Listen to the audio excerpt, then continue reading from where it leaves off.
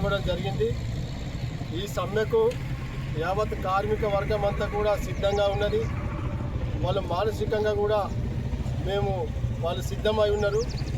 కానీ కొంతమంది ఆఫీసర్లు సమ్మెను విచ్ఛిన్నం చేయడానికి, కార్మిక సమస్యలను పరిష్కరించాల్సింది పోయి సమ్మెను విచ్ఛిన్నం చేయడానికి హెచ్ఓడీలతో మీటింగ్ పెట్టి ఆ హెచ్ఓడీలకు వాళ్ళ మీద ఒత్తిడి తీసుకొచ్చి ఎవరి ఆధ్వర్యంలో పనిచేస్తారో వాళ్ళు రేపు తప్పకుండా డ్యూటీకి రావాలని చెప్పేసి సింగరేణి యాజమాన్యం ఒత్తిడి తీసుకొస్తూ ఉన్నది।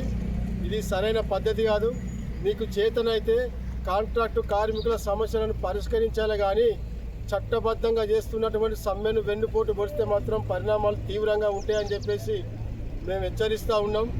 మీ జీతాల కోసం మీరు నిరసనలు కానీ ఆందోళన కానీ చేసినప్పుడు అప్పుడు కార్మిక వర్గం అంతా కూడా మిమ్మల్ని ఎప్పుడైనా ఇబ్బందులు పెట్టిందా?